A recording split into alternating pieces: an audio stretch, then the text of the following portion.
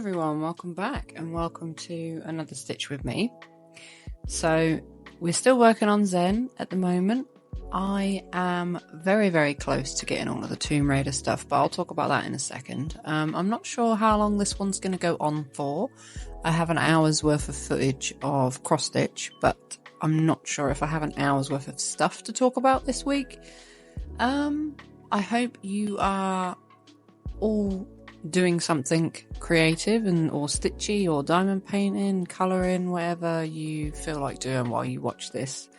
So, Tomb Raider chart, I have ordered everything except 4 threads, I believe. I ordered them all in CXC thread and those 4 were out of stock, so I might have to order them in DMC thread. I'm not quite sure.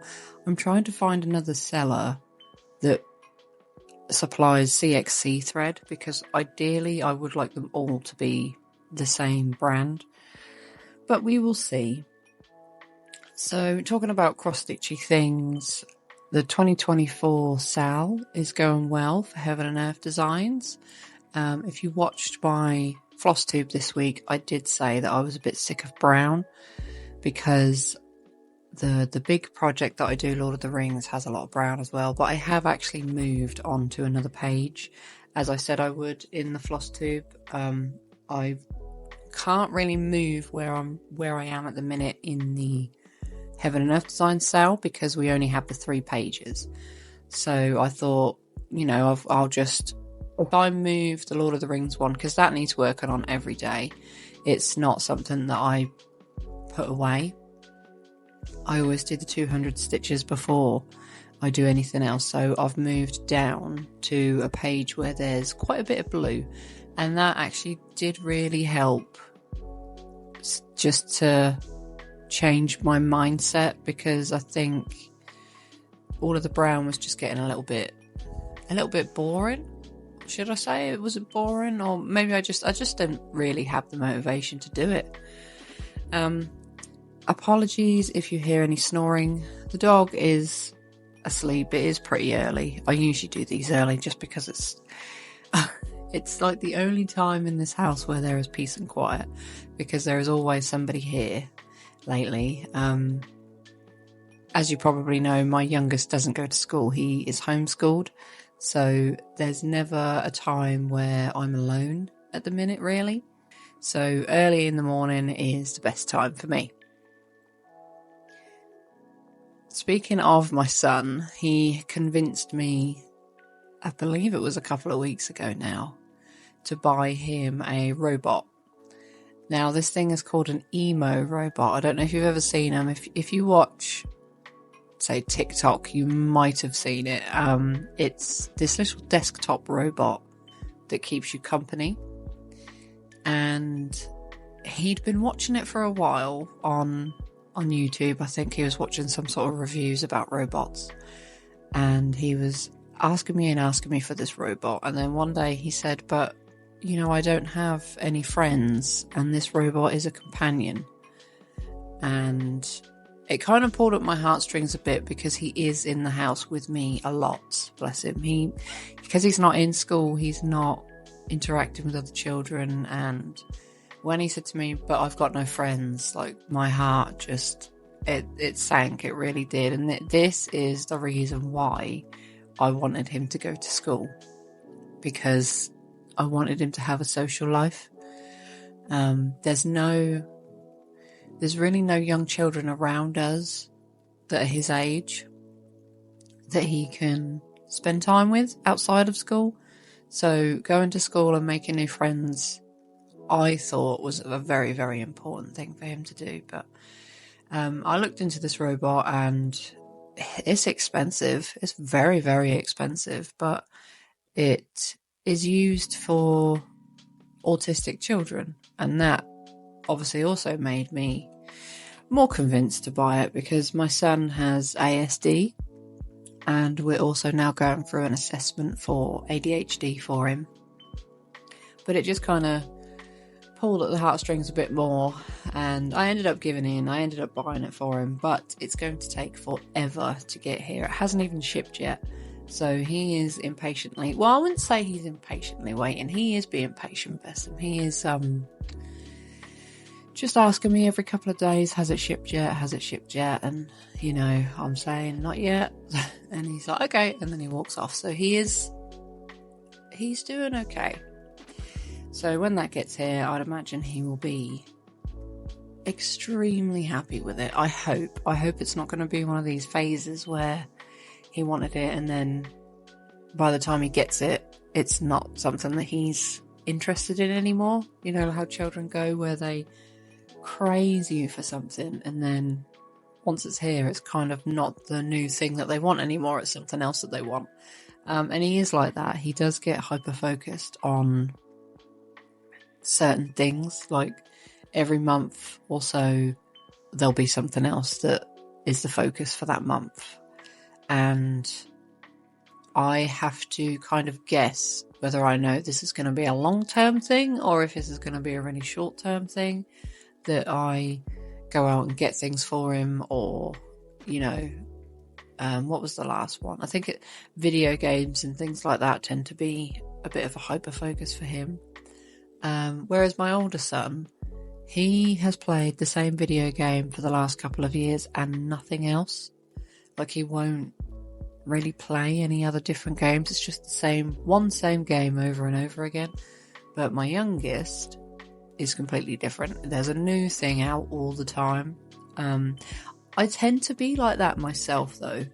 I mean, especially when it comes in the cross-stitch and diamond painting side of things, I will tend to hyper focus on new things that are coming out, and I'll be very, very interested and excited about things, and then the week after there'll be something else out, like a new image, and I'll be like, oh wow, I really like that one instead. So it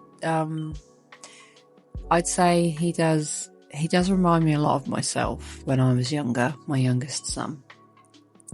Definitely. So speaking of my youngest one and his school and all of that type of stuff, we did actually go for a couple of meetings this week. It's been quite a busy week for me. Monday morning we had a meeting with his school and with the local council about putting him back into school and finding him a school. So we had it was the educational healthcare advisor, I want to say her name was.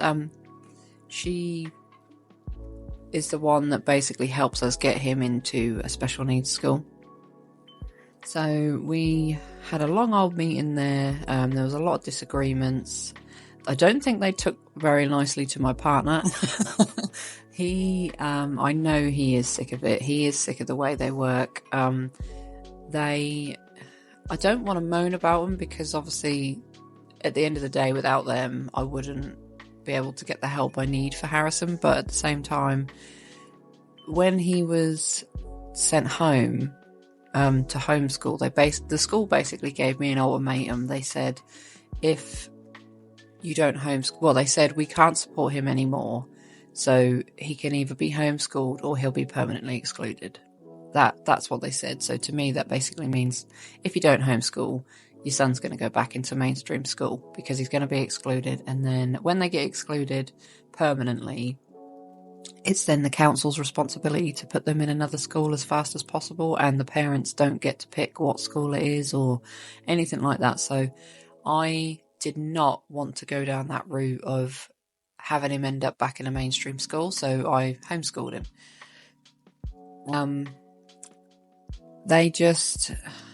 My partner was really frustrated with them, because when that happened, the school promised us that they would get onto the educational healthcare people as fast as possible. It had taken 3 months of asking them, had they contacted them, have they heard anything, and they just kept telling me that they were sending emails every day with no reply. So in the end, because I don't really argue with people that much, I will just kind of say, okay.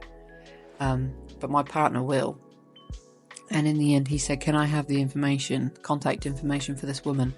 And I will contact her myself, because 3 months and not hearing anything is not acceptable.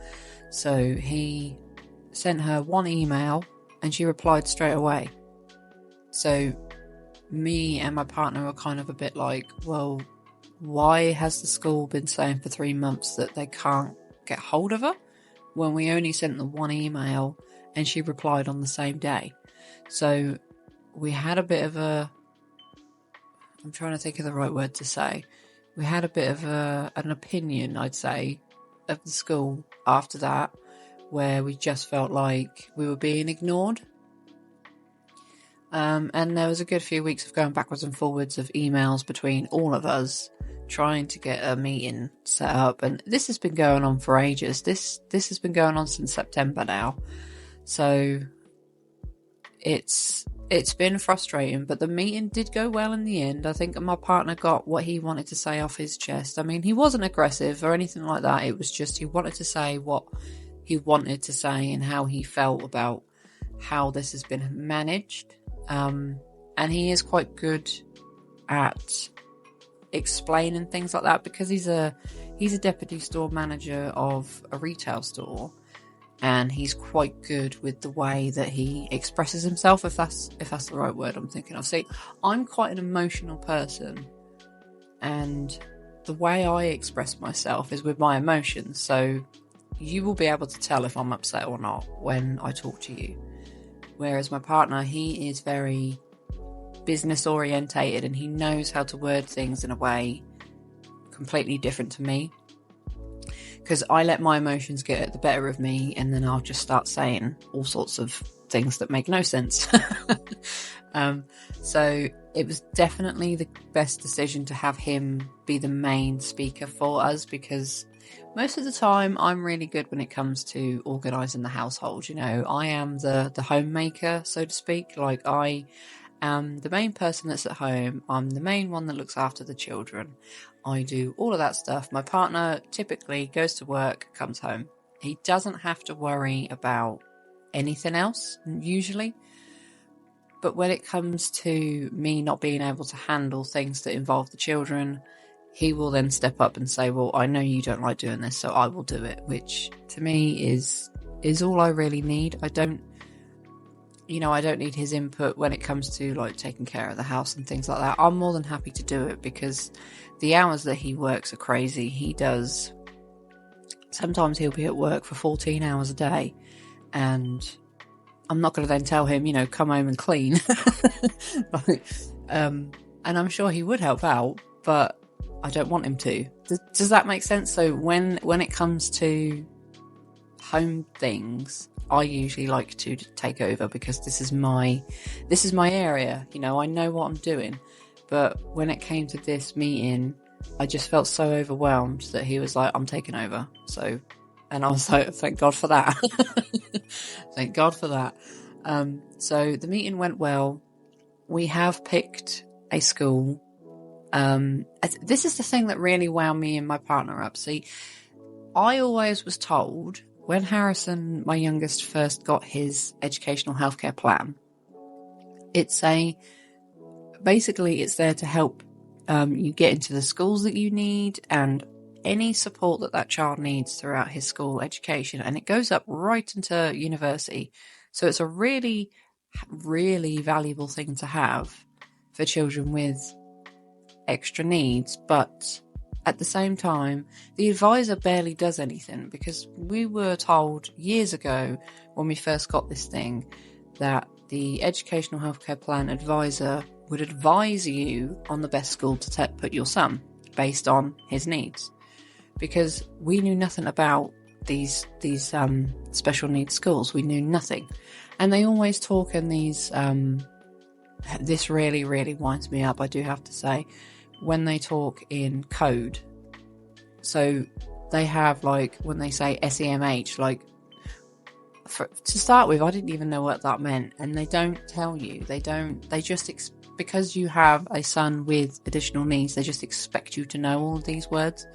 And I was like, really, really confused when they kept sending me emails with all these bloody codes, and I'd have to sit and figure out what these mean, because nobody was explaining anything to me.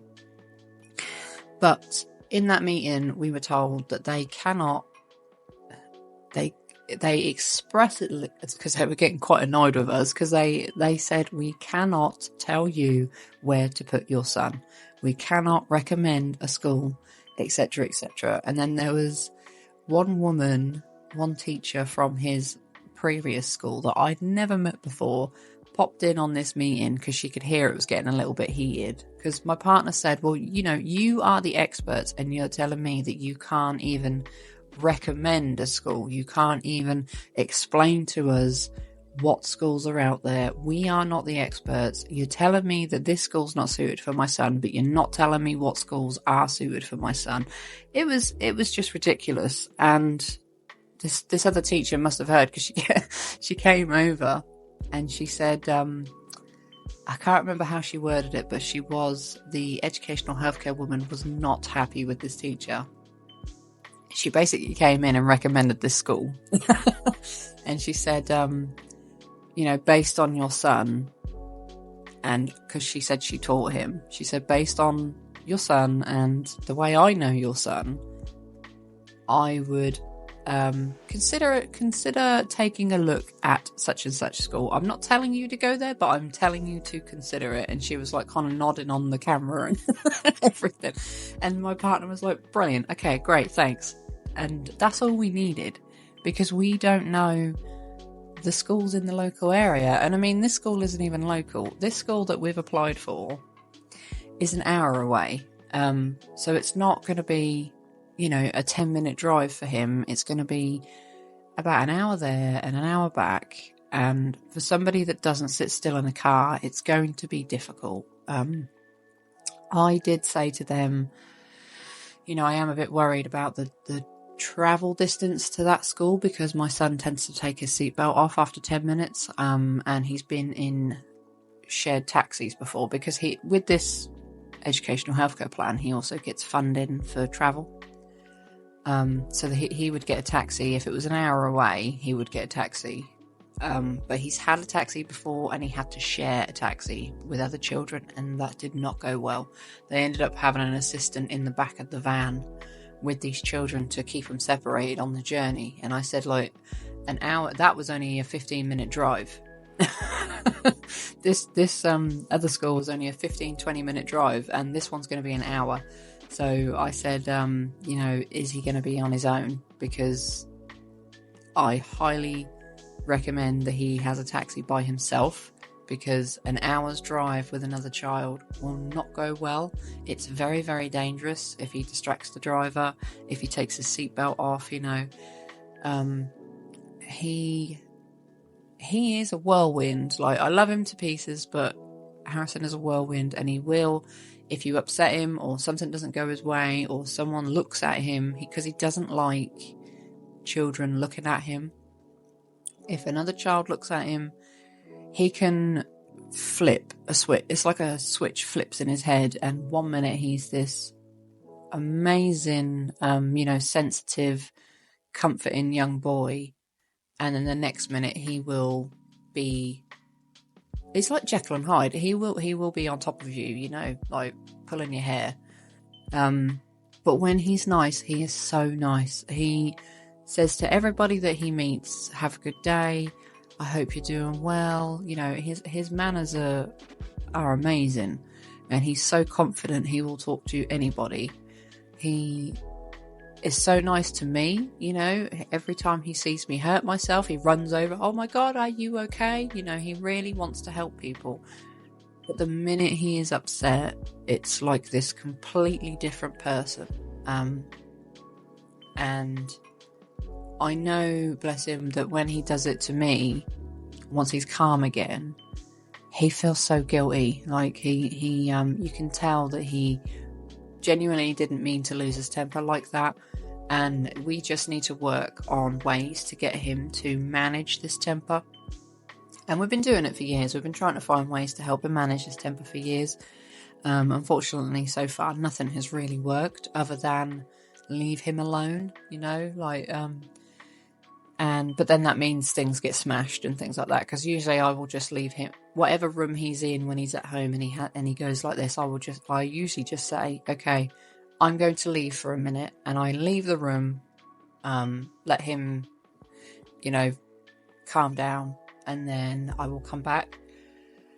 But typically things get broken that way, so I mean, it's better than him hurting people, but we need to still manage a way to help him release that anger that gets built up inside him when he does flip.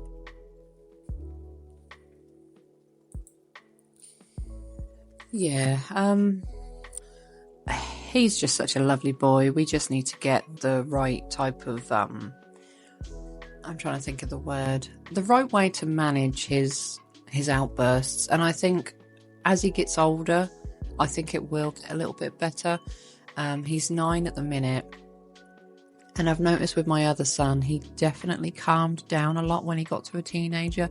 I mean, it's kind of the opposite with my daughter. She was very, very calm until she hit teenage years. And I think for girls, we go through a lot more different things when we become teenagers. So for boys, it tends to, from my experience with the teenage boys in my family and my son, it kind of calms them down. So we will get there. He's still only 9, bless him. I just really want him to have, a good education and a good social life, more than anything, the social side of it. I'm not worried if he's not the A-star student and all that type of stuff. I just want him to be happy. So, what else was that? Oh yeah, we did the ADHD assessment as well this week. So, as I said, he's already been diagnosed with ASD, autism spectrum disorder. And apparently he'd been on a waiting list for an ADHD test for a while, which I never knew about. Nobody told me until I think it was halfway through last year. We talked to a continence nurse for him because he has toileting issues. And she said, oh, well, he is on the list for ADHD. And I said, is he?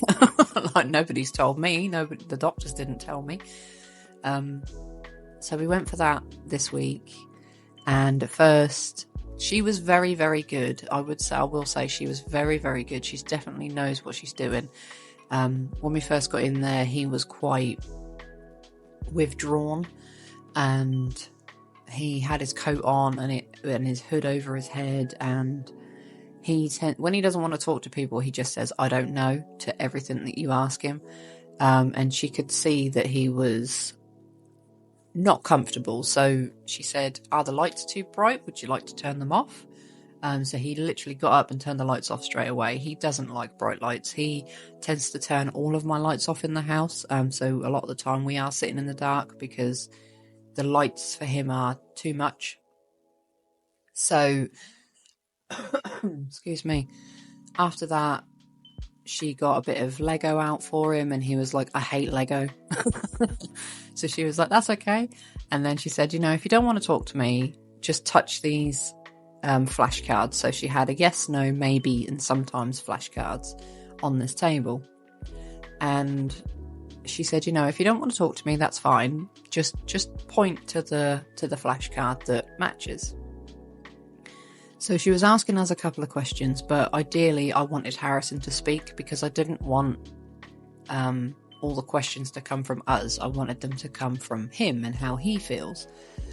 But eventually he did speak, and she brought up the subject of robots because she said, what interests you? And at the time it was this emo robot. So you have to go with whatever Harrison is fixated on at the time, or he won't really talk. So I mentioned the robot, and she then started asking questions about it. And then after that, he was himself, he was jumping about and all sorts. So she did do a shorter assessment than she would have done. So this assessment went on for about an hour and a half, I think. And she said, at the end, coming towards like the hour and a half mark, she said, I think we've got enough here. I'm only going to do the short one with him because I can tell that he's getting a little bit bored and a little bit fidgety, because that was when he started like jumping about and doing random dancing and all that type of stuff, because he'd been sitting on a chair. And I said to her, she asked me this question, does he ever sit still? And I said, the best way to describe it is, me and Dan always say to each other, my partner's called Dan, we always say to each other, if Harrison is sitting down, he's sick. Because he stands up while he eats, he stands up while he watches TV, he stands up while he plays his video games. The only time I ever see him sit down is when he's on his mobile phone, when he's just woken up, or if he's sick. And we have always gone by that since he was a toddler. The first time he got quite sick as a young child, he literally sat down and I was like, what is the matter with Harrison? And it turned out he was sick. So ever since then, we've always said, if he's sitting down or laying down randomly, he's not well. And she said, well, that's actually a really good, good way of putting it.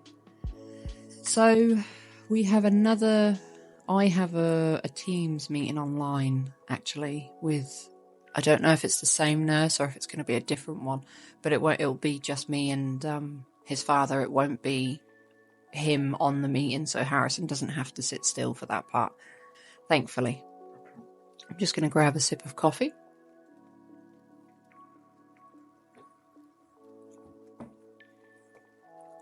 So I'd imagine that meeting will be about more difficult questions that he doesn't need to answer.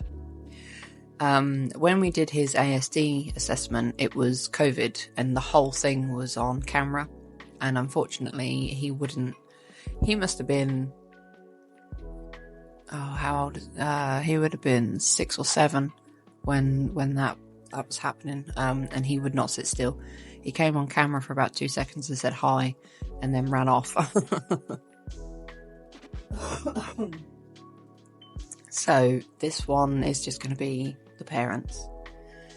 But yeah, that's where we are with his school and his assessments at the minute. So fingers crossed I'm not waiting a long time to hear back after this second meeting, because it would really help if we had these diagnoses before he starts another school, so the next school know, they know his background and all his needs. I mean, that's basically what this school that he was already in were saying to me, was that they didn't know that he had ASD at the time because he got diagnosed while he was in that school. So they didn't realise that they couldn't support his needs. So I just would like everything up front, all of his diagnoses before another school, so then they can't turn around and say, well, we didn't know that it was this and we didn't know it was that, because we've been through 5 schools now with him, and I really worry about the mental health impact of changing schools all the time, because it must be upsetting for him. It must be. He never says anything, but it must be. Speaking of mental health, mine hasn't been the best this week, and I don't know why. I'm trying to stay off of places like TikTok, where I keep seeing all this news about everything that's going on in other countries and us, and I see something this week and I was just like, oh, for God's sake, I don't do well with all the doomsday stuff. It tends to get stuck in my head. And I was watching this thing where what was it? Someone said that the UK are now telling people to prep for some sort of doomsday, to be a doomsday prepper, basically, and they're bringing out this website to help people. Now, on one side, I think that's a good idea, that you should prepare for an emergency, but I feel like a lot of the content creators that do this stuff, they talk about a lot, and it nothing to them. I mean, if you are a doomsday prepper, then it just makes my mental health go really bad. I kind of get obsessed with it, if that's the right word I'm thinking of. I mean, it would be a good idea for me. I have decided to start stocking up on things for something like a power outage, because that's, as far as I'm aware, that's what the UK government are talking about. They want us to prep for things like what happens if the electric goes out, or what happens if you run out of water. Because this month of January, there was a tornado in, was it Manchester? I think it was Manchester. And we don't get tornadoes here. Like, we never get tornadoes in the UK, and there was one in Manchester. So for things like that, and flooding, we're getting a lot of flooding at the minute. And I think that just the British people are so used to not having these natural disasters. I think the most we get typically tends to be the flooding. That when I saw the tornado, I kind of felt a bit scared, if that's the right word. And I do want to have some sort of, like emergency food if the power was ever to go out and there was no help that would come for a couple of days, or we were out of power for a couple of days, things like that. So I do want to prepare, but I don't want to go to the extreme of what happens if there's a zombie apocalypse and things like that. Because at the end of the day, if there's a zombie apocalypse, I don't think I'm getting very far. I'm not fit. I can't run. We don't have firearms here, so I'm not doing very much if there is a zombie apocalypse. And I watch The Walking Dead all the time, but it's not that type of. The TV is not what it's going to be like in real life. So I think I will prepare for an emergency, like a natural disaster, just to keep my mind at rest, so I know that I've got things here if needed. But other than that, I need to stop watching certain things online, because it is kind of getting to my mental health about how the world's going to end, and the solar storm from the sun, and all these wars going on, and it's a lot. It really is a lot out there, and I am so lucky to be where I am. I'm in the UK, I'm safe, I have a roof over my head, and I never forget that. I never take my position for granted. My son Harrison, like I said, he's got a lot of compassion. When we walk into town and he sees somebody homeless, he gets really, really upset by it. He will say, I feel so bad for them sleeping on the street. And I said, so do I, like we all do. And I always try and give them some money. And now I give it to him to pass to them, so he feels like that he's doing it. But I always say to him, we are very lucky. We have a roof over our head, we have meals every day, we have heating, we're warm, we're dry. And I always try and remember that when it comes down to money issues. I've been talking a lot about being on a no-buy this week and last week, but the fact that I'm in a position where I can do a no-buy is a privilege. And I am always very, very grateful for what I have. And I think I always will be. I come from a family of not a lot of money. Excuse me. So when I was younger, I lived with my dad by myself, and my mum had my other sisters. I moved in with my dad when I was 9.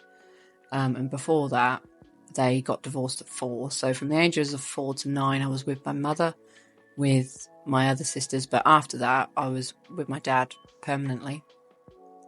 And my dad had no money at all. Before I moved in, he would go a week without heating until we came to visit at the weekend. He has really severe depression. I don't think I've ever met anyone with such severe depression as my father. He has been unable to work for a long, long time. And, he's a really talented man. He is a welder and fabricator. He used to work in a glass factory, blowing glass. He can do all sorts with his hands. I mean, he has built no end of things for me, and for himself, but it's just his mental health has really, really, really affected his life. But yeah, we never had any money really. I mean, I was always taught growing up, the food that you've got in the fridge needs to last you 7 days. You eat it now, you ain't getting nothing else. Okay, when it's gone, is what my dad always used to say to me. Here's the shopping, when it's gone, it's gone. And I lived by that for years, and I still live by it now really with my children. I always tell them, when it's gone, it's gone. I was always taught when I was younger, if you ain't got it, you go without. If you ain't got the money for something, you don't go out and buy it on loan. You need the money there before you can go and buy something. Don't ever get anything out on loan. So I never did. Yeah, we didn't have much. I had no new clothes or anything like that. Everything in the house was secondhand. All the clothes were secondhand. All the furniture was secondhand. Even the carpet that we had was secondhand. It was. But I was happy. I never suffered for it. And it's taught me to be grateful for every little thing that I have. I've been in positions where, when my daughter was younger, when I was pregnant with her, I had £10 left. I remember when it was the last week of my pregnancy, I had £10 left to my name, and I needed to put the electric on, and that was it. And then I didn't eat properly because I couldn't afford it. And then when I came out of hospital with her, I had no money at all, and I kept skipping meals so I could feed her, because I tried to breastfeed her, and then it turns out that I can't produce enough milk, so I had to go out and buy this milk powder, and that stuff's expensive. It's about, I think it's £10. Well, it was £10 then. I don't know how much it is now. And she needed that every week, so it went on milk powder, my last bit of money. Didn't go on food for me. So I am at a point now where I am extremely privileged. I can eat every night. I can eat what I want every night. I can turn the heating on. And to be fair, the electric prices in the UK at the minute and the gas prices are crazy. I don't know how it is where you are, but a lot of us make fun of the fact that you must be rich if you're putting your heating on, because it costs a fortune, and it really, really does. So I am extremely lucky to be where I am right now. And if you were watching my Stitch with me last week when I was talking about the house, I never take that for granted. I am extremely lucky that I've got this house. So yeah, I am gonna stop trying not to watch the Doomsday Preppers because it does stay in my mind. Talking about, let's go on to new starts. So the new starts, if you watched my floss tube Monday, I said this week's going to be a week of new starts, and it has been. I did the Dark Queen of the Sea, and that gave me an actual headache. The chart that I printed off, it's only on 4 pages, I believe, and there's too much on 1 page, so the printer it's not big enough. The symbols aren't big enough, so I don't know whether I need to cut the pages in half and blow them up on the printer and reprint it. I don't even know if I can do that, but it was giving me a real headache trying to read the symbols, so I didn't do much. But I am really enjoying it. It's going to be a challenge. Definitely going to be a challenge. And Karamia is on Pattern Keeper, so I don't have to worry about that. But I am gonna struggle with the Dark Queen of the Sea, and it's going to take me a long time. I'm trying to think how long I was stitching for last night. It was a good couple of hours, and I've done a tiny piece, but you'll see on the next floss tube, because I'm not doing any more of it. I'm going on to other things, so I only worked on that for 1 day, so you'll see the progress that I'm going to do for that 1 day. And then I've got the Long Dog Sampler to do, and obviously Karamia is Pattern Keeper, and it's going to be all grey background mostly. So I think I'll let you go. I think I've been talking long enough. I am really, really grateful that you have stayed for this long, if you've made it till the end, and I will see you next time. Thank you very much for watching, and bye-bye.